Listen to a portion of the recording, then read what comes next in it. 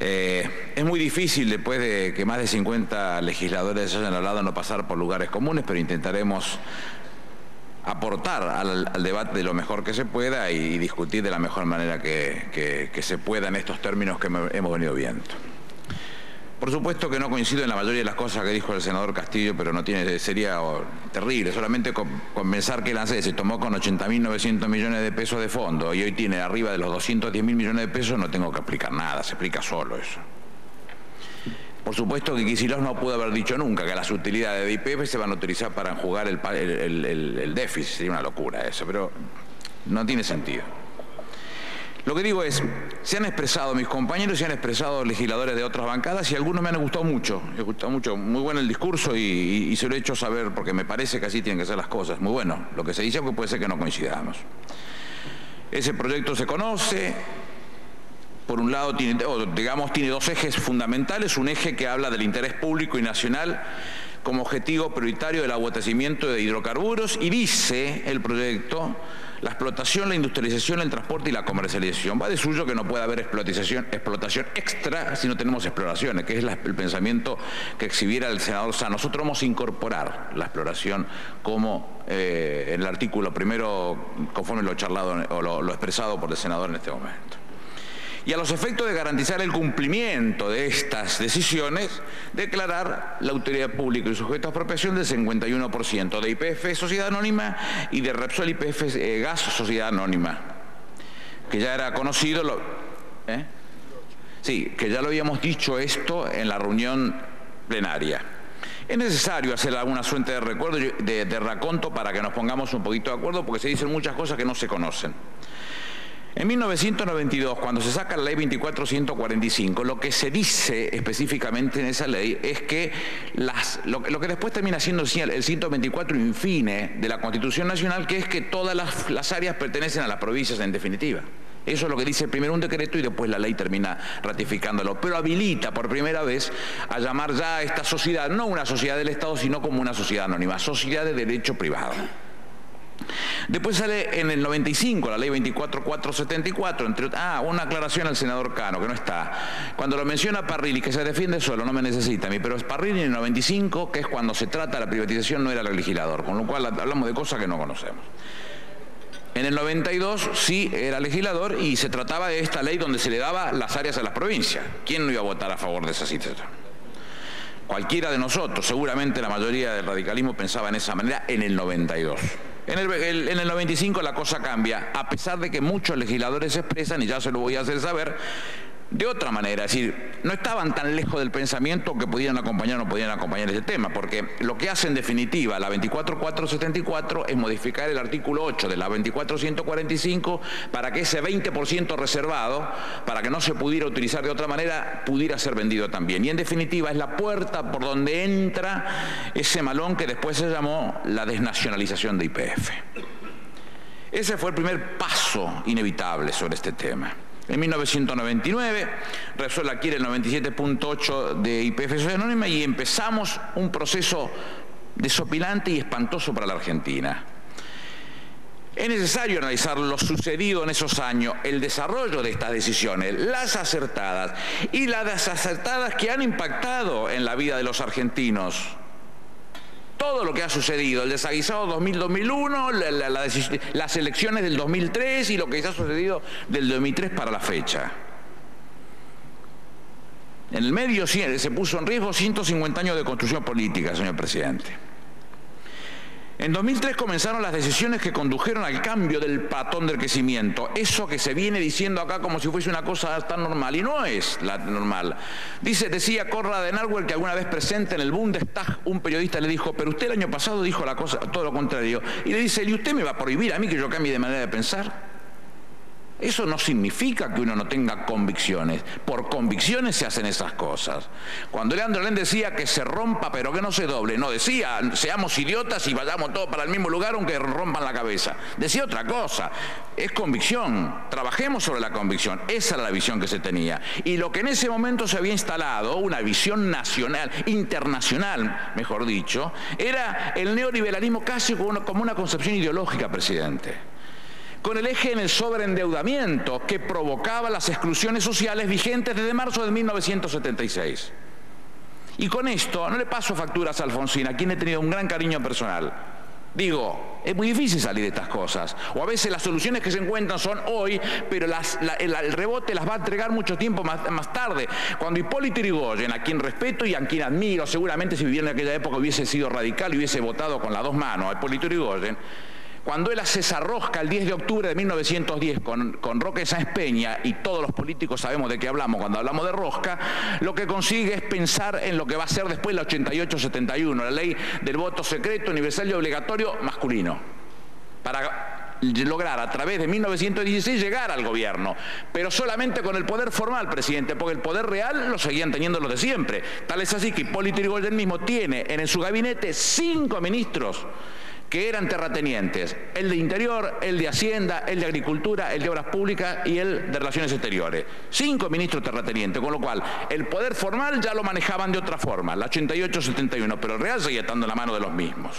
Con nosotros también, no es un tema que esté tirando mugre para un costado. Comienza ese proceso en el 2003. Yo quiero preguntarle, porque tenemos a un caso acá que es el senador Rodríguez Sá, que fue uno de los que compitió, de los 5 que compitieron, y la ciudadanía en amplia mayoría por votos positivos los acompañó.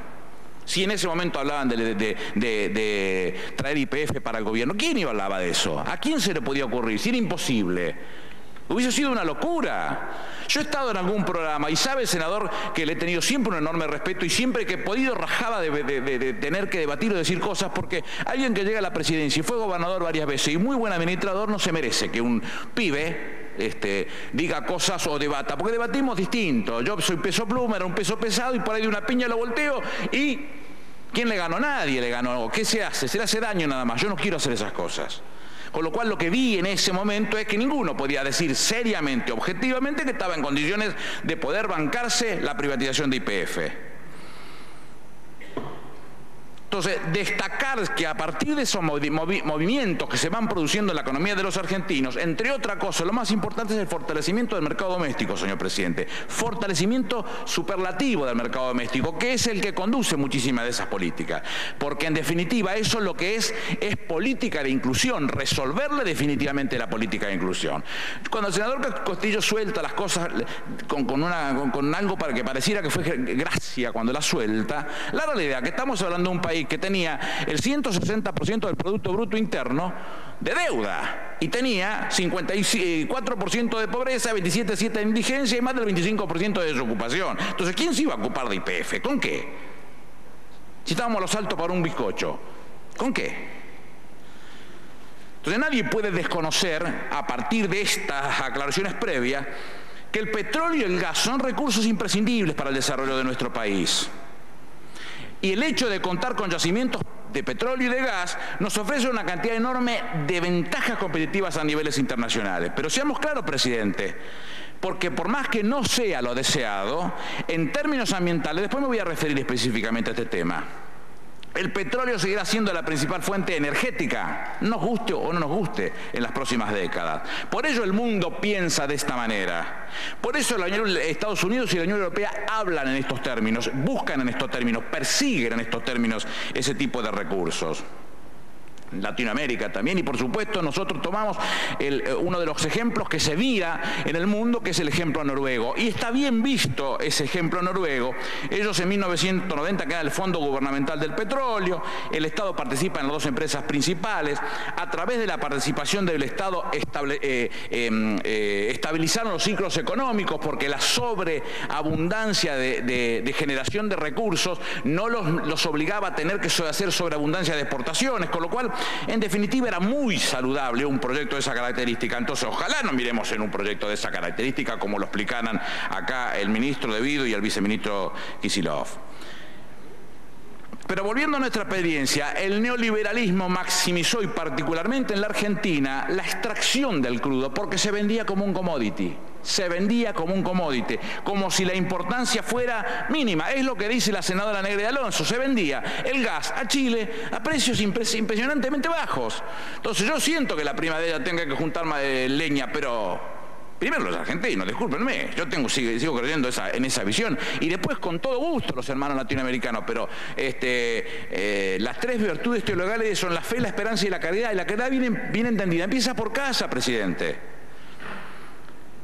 El Estado en la producción de hidrocarburos debe garantizar el aislamiento de las economías nacionales respecto de los vaivenes que periódicamente se producen a niveles internacionales respecto de este tipo de productos.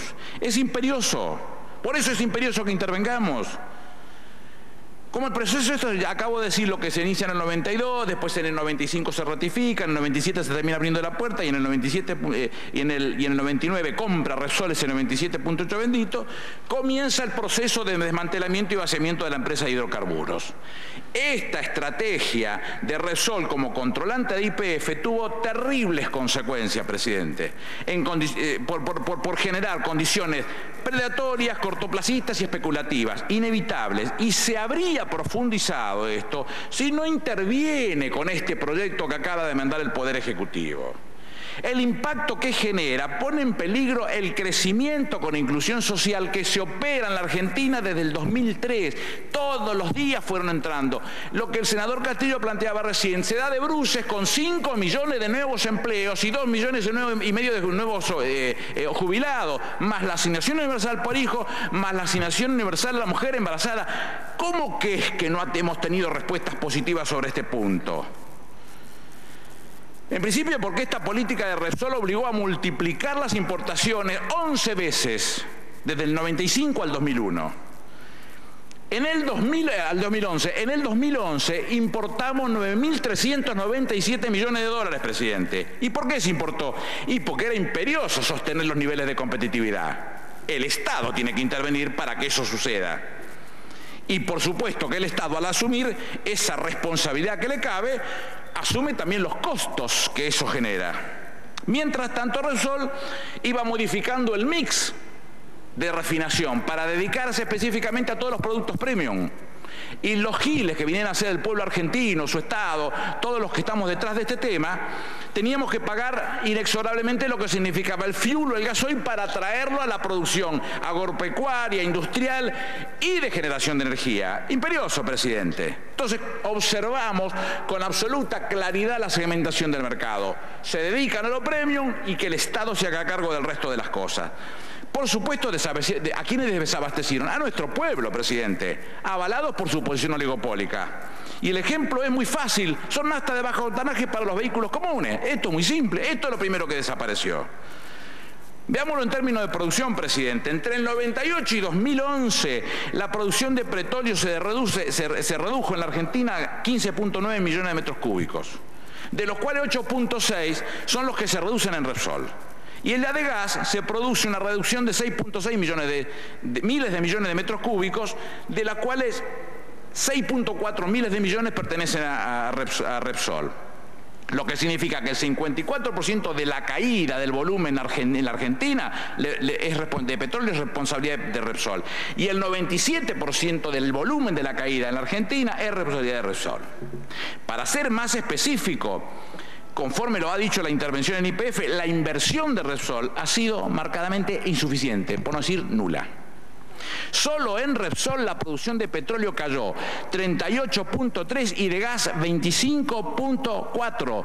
Señor presidente, una compañía petrolera que produce cada vez menos y decrece en su reserva está siendo vaciada, señor presidente, la están vaciando. Entonces, ¿qué es lo que uno tiene que esperar para tomar la decisión?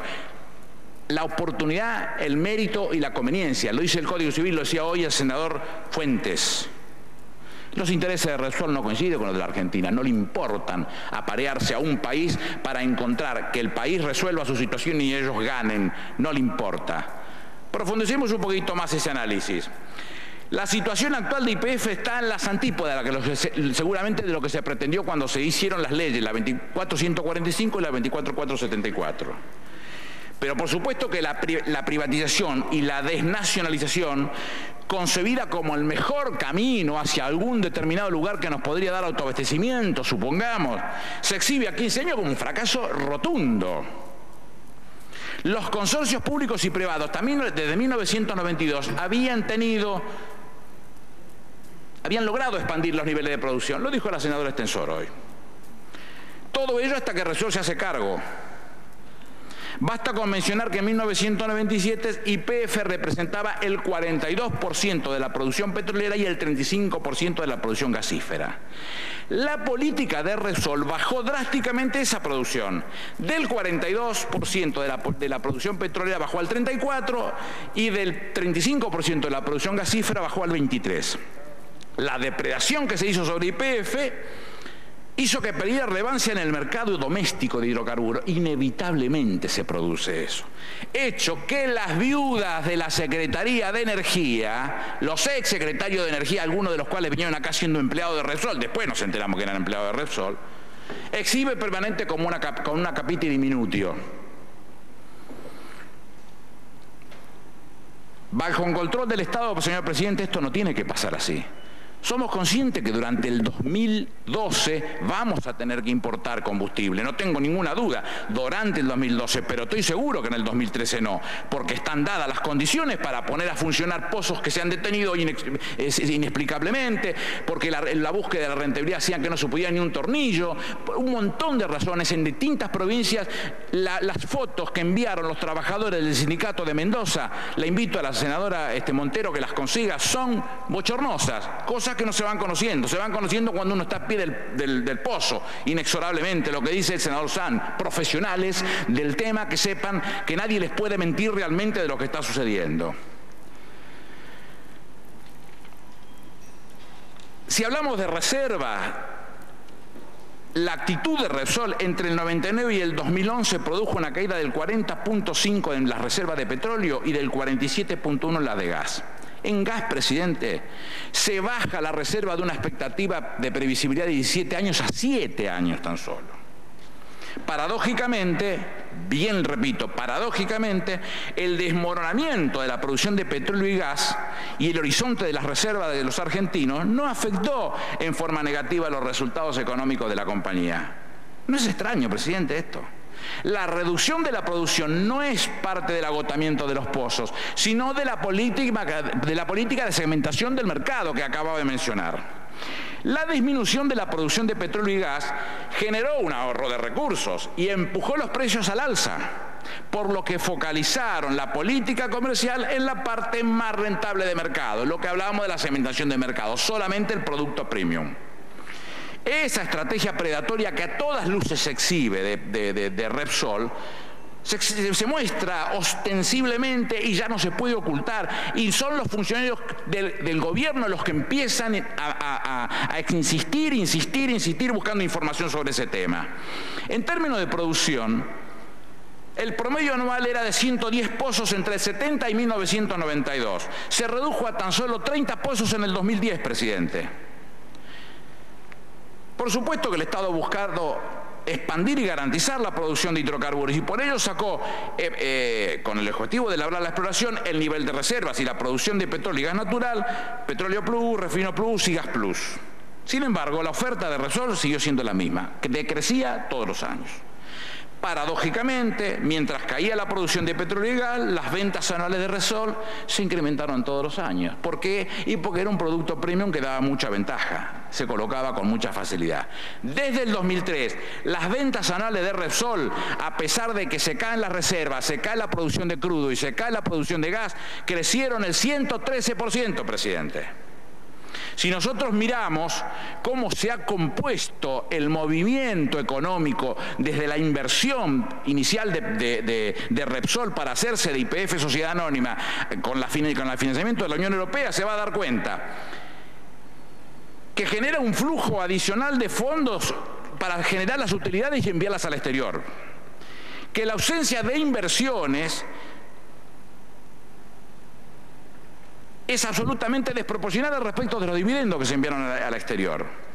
Esta política predatoria les hace recuperar lo invertido a una velocidad vertiginosa, presidente, a una velocidad vertiginosa. Recuperaron los 13.100 millones con la reducción de las inversiones y la maximización de la distribución de dividendos del 85% de las utilidades, sin hacer ningún tipo de capitalización. Pero no solo recuperó su inversión, se llevaron 8.813 millones de dólares de dividendos extras. Una afrenta, presidente. Si nosotros hacemos una comparación internacional, Repsol cobró de YPF 15.728 millones de dividendos. ¿Sabe cuánto repartió Repsol a nivel mundial? 13.370 millones de dólares. ¿Quién pagó la vuelta en bote? El pueblo argentino, presidente. Para que nos quedemos tranquilos, Repsol, además de todo esto, expandió su endeudamiento 4 veces, duplicándolo en 4 años. En 4 años lo duplica. No estamos inventando mucho en esto, presidente. Si bien los gobiernos del mundo no se han desprendido nunca de sus empresas petrolíferas, después de la situación real que azota al mundo en cuanto a la necesidad de un producto estratégico, como mencionábamos recién, menos, muchísimo menos.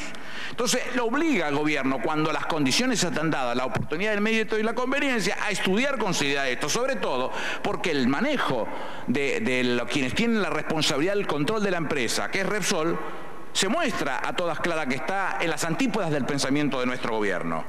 No maneja, no tiene vocación de producir una política común con los argentinos para su beneficio, que el beneficio nuestro no es financiero, es producto, en definitiva. No se puede manejar en forma liviana este tipo de empresas, se tienen que manejar con profesionales, tiene que estar bien claro, tiene que estar bien definido. Entonces, es imperioso que se profundicen y se reorienten las políticas energéticas aplicadas desde el 2003.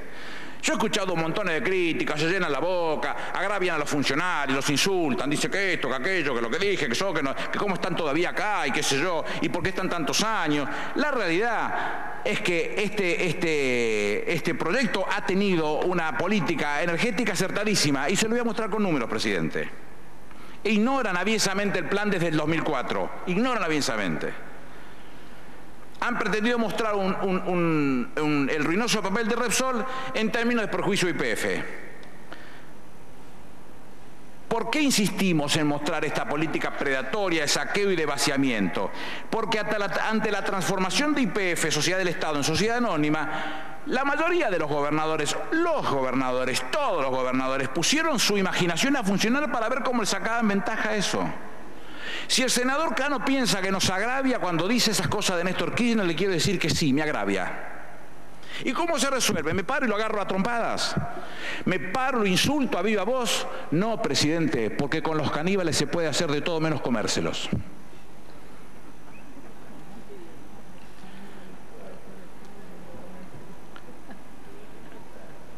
Cuando Néstor Kirchner era gobernador de Santa Cruz, le pagaron parte de la deuda por regalías mal liquidadas, y con esos bonos que recibió compraron acciones de YPF. Después siguió comprando acciones de YPF en la bolsa de Nueva York hasta llegar casi al 4%, casi al 4%. ¿Cuál era el objetivo? Esto me lo ha contado a mí, mi amigo Néstor Kirchner. Llegar al 5% para sentar un director. Ese era el objetivo que se perseguía. Una estrategia inteligente, diría casi más que en el resto de las provincias, porque el objetivo era ese, sentarlo y discutirlo. Decía Néstor Kirchner, el paquete accionario de YPF estaba lo suficientemente fragmentado como para garantizar que los distintos actores pudieran discutir las políticas, la inversión y las reservas energéticas. Ese era el objetivo. Cuando en 1997 comienza el proceso de la desnacionalización, se pierde el control estratégico y esta estrategia va a la pérdida. Entonces lo que hacen las provincias es desprenderse rápidamente, no es lo que dice la senadora Estensoro, es desprenderse para no perder dinero, esta es la verdad. Pero no fueron únicamente hombres y mujeres de mi color político, presidentes, quienes pensaban de esa manera. Hubo senadores, y lo digo para rescatarlos, no para agraviarlos, que tenían un pensamiento muy claro, voten como voten. No tengo la votación porque no están las nominales de Senado, sí están las de diputados. Decía el senador Genú en 1992 al votar la ley 24.145. Bienvenido sea el capital privado si es que está subordinado y sometido a las políticas que deben orientar los estados. Esto no es defender la burocracia ni a un Estado macrocefálico e ineficiente. Se trata de defender una política energética que no puede orientar nadie más que el Estado. De manera que el capital privado esté en función de obtener una renta, pero coadyuvando con el Estado a la búsqueda del conocimiento del crecimiento económico, que es lo que estamos planteando nosotros en este momento, presidente. Volví a decir el senador Llanú en 1995, cuando se sanciona la ley 24474. Queríamos una empresa moderna, eficiente, redimensionada, convertida en sociedad anónima. También sostuvimos que éramos partidarios de la venta del 49%, lo que estamos haciendo en este momento, presidente, de las acciones de YPF, porque entendíamos que así iba a ser una empresa altamente rentable y conveniente al país. ¿Era posible que nos fuera mal en ese momento? Sí, era posible. Contaba el senador Hipólito Solari Irigoyen al sancionarse la 24474 y recordaba los dichos del señor Estensoro. Lamento que no esté la senadora porque pareciera que fuera aviesa mi expresión, pero me hubiese gustado decírselo. Decía, bueno, si vendemos el 100% de YPF y al cabo de 3 o 4 años nos damos cuenta de que no es bueno lo que hemos hecho, no debemos inquietarnos. Nos va mal, vamos a la bolsa, lo llamamos por teléfono arreglado y volvemos a comprar acciones. Señor presidente, los gobiernos, los países no se suicidan. No dependen del liberalismo del mercado para ir a comprar una acción al valor que le quieran fijar. Tiene que tomar decisiones de cuajo, que son las responsabilidades y que yo rescato en las expresiones del senador Sanz cuando reivindica el derecho de la Unión Cívica Radical, que no va a recibir castigo del pueblo argentino por acompañar una decisión de esta característica. Perdónenme, no me meto en otro partido, es mi visión personal. Pero me interesa expresar un temita con respecto al tema de lo que se dice, respecto de la expropiación y respecto de la discriminación que podía llevarse en este caso.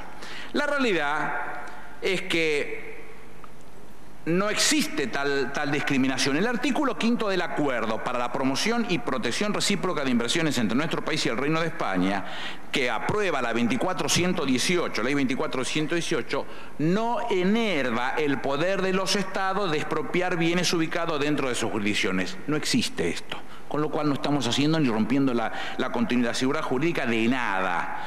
¿Qué exige puntualmente? Exige que se lo declare por ley de utilidad pública, sujeto a expropiación, que no se lo discrimine. Muy clara la que no hay discriminación, porque estamos hablando en términos de control de la empresa. ¿Por qué gastar 100 si podemos quedarnos con 51 y manejarla? No tiene ningún sentido. Y además cumplimos con lo previsto en el artículo 16 de la Constitución.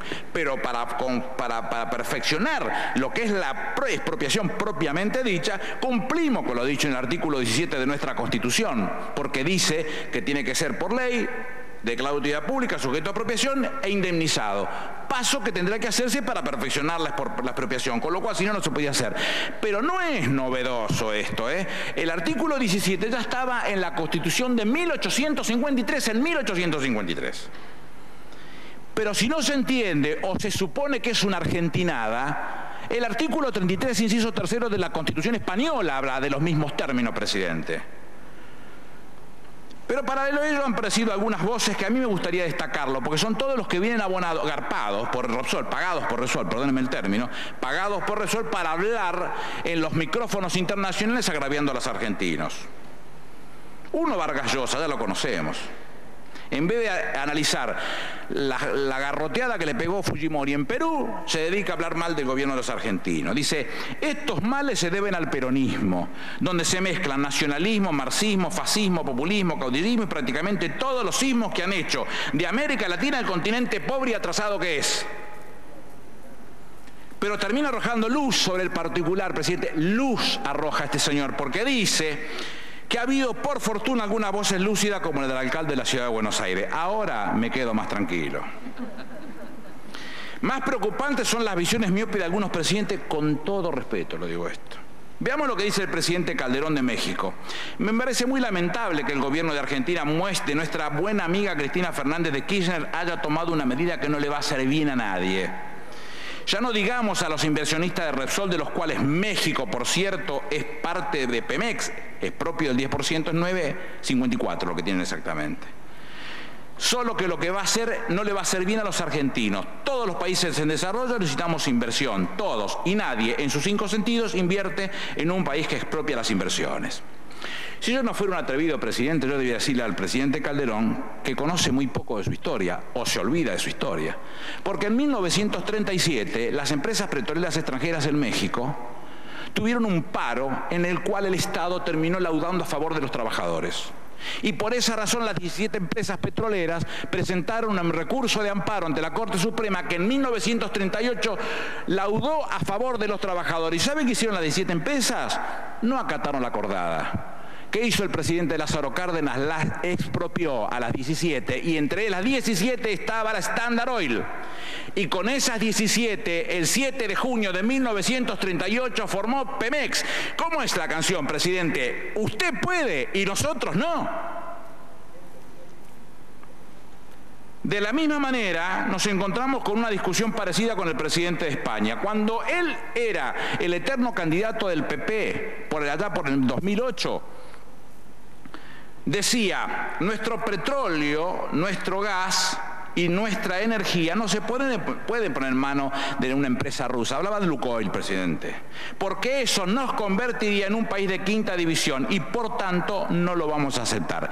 Mire qué lejos habrá llegado, y se debe haber retorcido todo el día, que además avala los dichos de Felipe González, con quien tengo una excelente relación. ¿Por qué? Porque Felipe pensaba lo mismo, creía que no podía estar la empresa de energía de los españoles en manos de una empresa rusa. Hasta ese extremo llegó. ¿Qué pretende? ¿El que nosotros seamos un país de quinta división? Además, dice él, ya ahora como presidente de los españoles, tengo que mostrar mi profundo malestar por la decisión adoptada ayer por el gobierno argentino respecto de la empresa Repsol. En varias ocasiones, tanto el presidente como sus ministros han tratado de aparear a Repsol con España. Y muchos compraron que era la misma cosa. No son la misma cosa, presidente. No son la misma cosa. Y los españoles no se comen semejante cosa. En el diario monárquico ABC, la encuesta daba 56% a favor de las decisiones de los argentinos. No se puede confundir la patria con una multilateral. No se puede confundir. Es imposible. Y se lo dice alguien que tiene el 100% de su sangre española. 100%. Si nosotros pensáramos un poquito en términos parecidos, ¿cuáles fueron las expresiones de nuestra presidenta respecto de el vaciamiento que hizo una empresa española sobre las líneas argentinas? ¿Cuál fue la crítica? ¿Cuál fue la expresión? ¿Cuál fue el agravio? ¿Cuál fue la represalia que tomó? Ninguna, presidente. Los estadistas no hacen esas cosas. Creo que la participación del ministro de Vido y del viceministro Kicillof fue brillante y que creo que tiene una explicación acabada de lo que decían. Pero lo más importante de ello no fue lo que nos contaron nosotros. Lo más importante es que cuando las luces amarillas que se mencionaron en varias que se empezaron a prender, para esto no hay que salir todo el día a contarlo. Hay que meterse adentro de la empresa y empezar a golpear todos los días para tratar de sacar información. Y se encontraron siempre con explicaciones elípticas, presidente. Siempre con explicaciones elípticas. En el día de ayer, Repsol publicó una solicitada, como si la solicitada mejorara la reserva de hidrocarburíferas. Y dicen, entre el 99 y 2011 invirtieron 20.000 millones de dólares. Falso, presidente, es falso. Omiten explicar que el valor no representa las inversiones netas, porque si le restamos a los 20.000 que dicen ellos la inversión necesaria para responder el desgaste natural de los bienes, las amortizaciones, y los bienes dados de baja, la inversión real fue de 3.669 millones de dólares. Nada. No han invertido un centavo en exploración. ¿Sabe a qué se dedicó el grupo Repsol, presidente? A buscar petróleo en Trinidad y Tobago, Perú, Venezuela, Bolivia, Colombia, Ecuador, Argelia, Libia, Estados Unidos, Brasil, Angola, Rusia, Irlanda, Irak, Túnez y Portugal. En la Argentina no. ¿Podría el señor Brufau negar por siempre esta realidad oprobiosa a la que sometió YPF? No, presidente. No tenga dudas, no podría. Está escrito, y lo decía el Martín Fierro, hasta la hacienda Baguala que el Jagüel con la seca. Había que esperarlo, porque no había forma de meterse en tanto en cuanto estamos conservando y cuidando y protegiendo las inversiones mutuas, que nosotros hiciéramos de esto un festín. No se podía hacer. Había que esperar el momento oportuno. Entonces debemos preguntarnos, ¿por qué el señor Brufau, presidente de Repsol, con aire de filibustero, mentor de la vergüenza, el saqueo y el vaciamiento de YPF, sin ni siquiera ponerse colorado un solo segundo, ni haber intentado disimularlo en lo más mínimo, grita por todos lados como chancho atado con alambre? ¿Por qué? Porque lo descubrieron, presidente, lo descubrieron. Tanto fue Alcántara la fuente, tanto se metieron los funcionarios en los lugares que tenían que meterse para sacar la información que se ocultaba deliberadamente, que lo descubrieron. Porque el gobierno de nuestro país ha sido más que prudente para proteger las inversiones, pero lo descubrieron igual. Porque, si pudiera redondeando. Sí, estoy tratando, ya, presidente. Porque ellos han buscado desesperadamente en periodistas pagos, lo muestran por la televisión, porque tienen que decir, no les queda otro remedio. Pagos acá también, porque el otro día sentimos en TN a una charla entre el eje de gabinete y el periodista estrella del diario La Nación, y los dos estaban pagos por Resol y hablaban en contra de la privatización, de la expropiación. Las vio de mayor a menor. Estos son así, presidente, es inevitable. Pero lo que no estaba convencido que fuera a pasar hoy y que me llamó mucho la atención, y a esto no quiero dejarlo pasar, le pido unos minutitos, es esta discusión que cada uno de la oposición que ha tenido oportunidad fustiga al gobierno con respecto de sus funcionarios, y que lo malo, y que no tienen plan, y que se le viene abajo toda la energía, y que no hicieron nada. Y la verdad, presidente, es que todo eso es falaz. Es mentira, no es verdad. ¿Por qué niegan a ver lo realizado hasta el momento, que es monumental lo realizado, presidente? Este gobierno invirtió 20.000 millones de dólares para incorporar 7.582 megas. ¿Sabe cuánto era el pico en el 2003 cuando comenzó la gestión de ministro del Interior acompañando a Néstor Kirchner? El pico eran 14.700 megas. Quiere decir que hemos subido más del 50% de lo que se consumía en aquel momento.